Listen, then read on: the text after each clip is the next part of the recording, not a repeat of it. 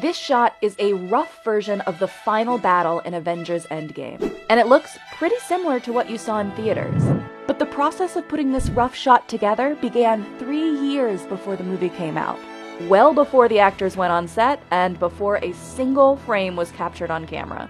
These rough shots are called previs, short for pre-visualization. Essentially, this tool allows filmmakers to digitally map out how they want any given scene to look. Directors can then use the previs as a guide for how to film scenes, sometimes frame for frame, once everyone's on set. Previs has been around for a long time, but in earlier movies, it was used in a much more limited way. They were used for just small pockets of that movie, for the one big visual effects shot, for the big finale sequence. But now, instead of just using previs in small doses, companies like The Third Floor have developed it into a tool for designing entire movies. And no studios embrace that approach more than Marvel, which has enlisted the help of The Third Floor for 19 of the 23 films in its Infinity Saga.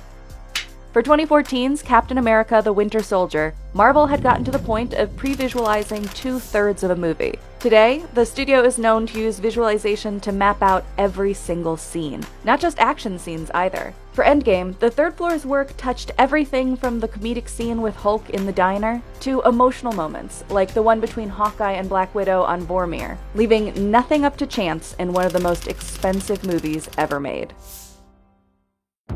The first visualizations of a Marvel film will often begin before the script's fully finished. And that actually is the best place for a professional visualization team, is to be able to make bridges and try out some experiments between departments that have a crazy idea that may or may not work. You want to be able to throw things at walls and see if they stick. Occasionally, rough previs might be underway even before the cinematographer or director has signed on to the project, a practice that can be controversial in Hollywood. Director Lucrecia Martel said she turned down the offer to direct the upcoming Black Widow movie after Marvel told her not to worry about the action sequences. It is true that Marvel encourages their team of previs artists to play an active role in story development. Jeff Ford, the editor for Endgame, said that The Third Floor's visualization supervisor Gerardo Ramirez, who'd worked on 9 prior Marvel films, was like an additional director, writer, and editor on the project. That's because previs artists are involved in just about everything from the start, helping to map out story beats and shots, and consulting on everything from blocking, staging, lighting, how heroes will use their power in big fights, and even the timing and tone of any given scene. To understand just how crucial previs is to Marvel's process, let's go back to that final battle from Endgame, specifically the Avengers Assemble moment, when all the heroes return one by one through portals. The Third Floor presented Marvel with 2 prevised takes on that arrival moment. One was slower and more emotional, while the other was higher energy and had the heroes arriving mid-charge. Ultimately, Marvel went with a blend of the 2 versions. A lot of this is done to save money. Today's previs tools allow filmmakers to do virtual location scouting and test out advanced camera work. Take, for example, the Sony Marvel movie The Amazing Spider-Man, which was shot in 3D. The filmmakers wanted to have some cool first-person shots of Spider-Man swinging through New York, but they didn't want to make audiences nauseous. So they used previs from the visualization studio Proof to determine how much and what type of movement people would be able to handle. All of this is then extracted into a blueprint for production called TechViz, which provides filmmakers with all the data and diagrams they'll need to actually recreate each shot in real life. Essentially, this is where all the detailed math happens. Remember this scene from Thor Ragnarok where Heimdall leads the Asgardians across the bridge? The Third Floor did the tech viz for that crane shot to work out the camera height and lenses they'd need, along with the distance from which they'd film the characters.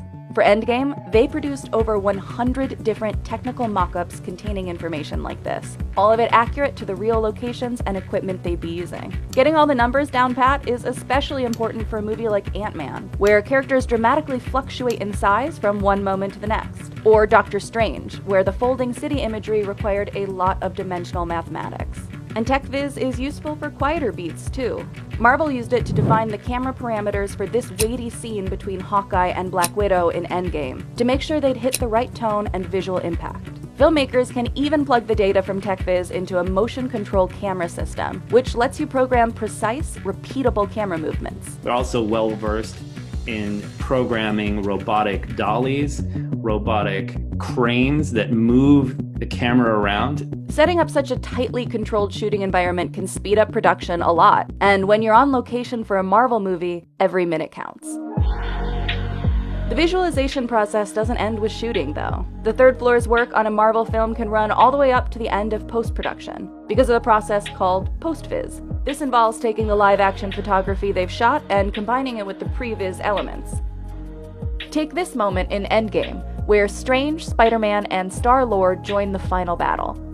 The third floor started with completely digital pre-viz and tech-viz for the shot, which Marvel then used to film the actors on a green screen. Next, the third floor reintroduced some key previs elements, like the background and the outline of the portal. For Endgame, the third floor's artists made 7,300 previs shots. Over 7,000 of those ultimately became post-viz shots. The post-viz shots serve as placeholders in early cuts of the film, allowing Marvel to quickly preview it before commissioning the finishing effects. Marvel will often screen these versions of the film, filled with post-viz, in front of test audiences to get an idea of how the film might be received. Plus, the post-viz shots provide a template to the VFX artists, who take on the movie's final effects work. Using visualization from beginning to end can save Marvel millions on expensive effects and shoots. And ultimately, having all the technical stuff squared away will ideally free up the director to focus on getting the best performances from their actors on set. They can be warned about things that are up and coming that might impact their craft, so that they're not surprised about it when they walk onto the set. But doesn't having all of these shots pre-rendered diminish the role of directors on Marvel movies? Not necessarily. Another advantage of in-depth visualization is that Marvel isn't limited to hiring big action directors. The studios become known for their unconventional director choices, often pulling talent from the indie or TV circuit. And that's where they can really benefit also from the previous process, as they can trust a team like ours to work with the stunt coordinator. So that all they have to do is be like an avid viewer of their own film as it's coming together, and to be making comments like they do with everything else. Some directors might chafe at Marvel's wide-ranging use of previs. Others may welcome the fact that Marvel has a dedicated team of previs artists and VFX specialists who know how to plan out action sequences. Marvel's extensive use of visualization has helped the franchise maintain a coherent vision all the way through Endgame. Given Marvel's box office dominance, other studios may follow their model of embracing visualization, even for smaller productions. The third floor has worked on a number of non-action films in recent years, from art flicks like 2016's Nocturnal Animals to political biopics like 2018's Vice. Now that the digital world is merging in with the physical world, that is going to be the future of a lot larger swath of content creation than just these very ambitious productions.